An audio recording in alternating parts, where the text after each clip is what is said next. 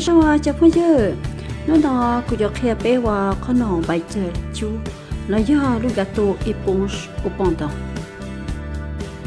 chắc không giờ chị qua lúc có nòng chú nó cũng mất sao trong đó nó ôn đây là nó cũng mất cho là bèn ở lúc tài chỉ có nòng đó nó cũng mất tại chỉ cho là bùa cho chỉ cũng mất bèn cho ít bèn mất tệ thế đi dùng gì mỗi lúc cái phai chỉ đã cho ít tài chỉ đã cho ít tài để nó chỉ có muốn chờ đợi cho lần đầu còn nếu uống bùa hẹn còn nếu biết bùa nó chỉ có mua cho biệt tha cho là trâu ít khó mẹ mẹ trâu thì chắc ăn gì ít khó mới chặt cái đó kí một kí lo kí gọi cho thầu nửa trong lino trên tờ nó có hòm hoa cho cái đa cho lần đầu cho biệt thai tốt chơi của ta gì cho đầy biệt thai trước cá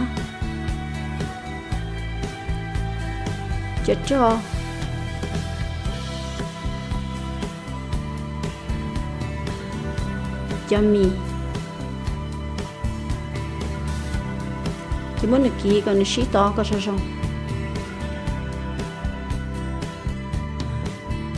lần nó chỉ có mỗi chấm mông lê mông su kia ít con chuyện mẹ cái là xí chờ ta xí nó chỉ có cho lo xí chờ cho cái đó muốn được chọn được lúc sao chỉ muốn đi đo cả cho rong còn được xí to cả ta xí nó chỉ có không mỗi cho cái đó bộ tay tận tàu tre cho là sờ trò chỉ có muốn đo cả cho rong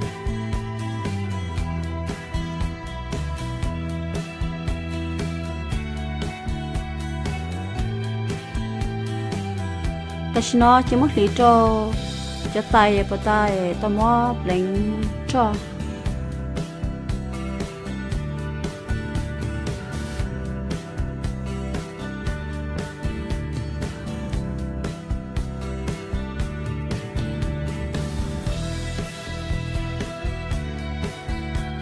chè cho một chú li lấy chút xin nào thì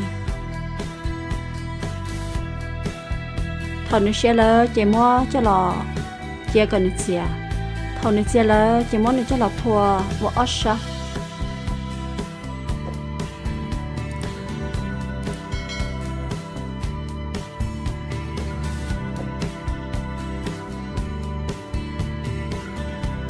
để nó giống bảo cho qua bài chờ cho lò lấy lúc khăn nồng mỗi chậm một con đồ thì chậm một xùa cho là xí xả nhất cho họ yếu là câu mỗi chợ quật chữ hà cho là lý trò chỉ họ mua cho cô mà phao cho là xả trò gì trò cho biệt tha muốn đi đo cả cho xong nó chỉ mua cho một con đồ thì cho một xùa cho là sờ trò và ở số sờ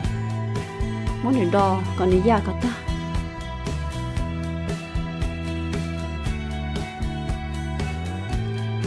chỉ mua cho xỉn chúa chứ hà cho là sờ trò muốn đi đo cả số xong ta chỉ nó chỉ cho nên là hậu cho ta học khó chú vì chúng muốn đi đo tài lì thầu tôi được khó lên là chỉ chủ đo ta li đo cả chỉ chén em được khét chuột khó thầu xe là chỉ mua chẳng bao cho là xe trò mua đo cả chỉ chén chỉ sắp bốn nữa khó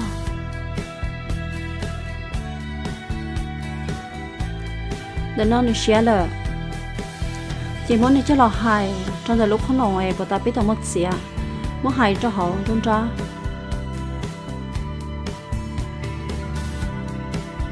ta chỉ có họ mua để không nổi thì cho là cho sợ chỉ cho cả mua hài khởi lúc không nổi cả ta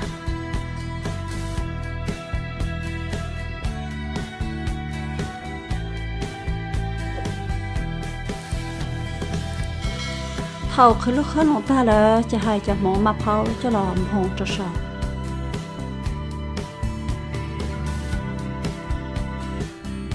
เมื่อหายจะไม่อยากตายchỉ cho một chia cho họ tôi nhìn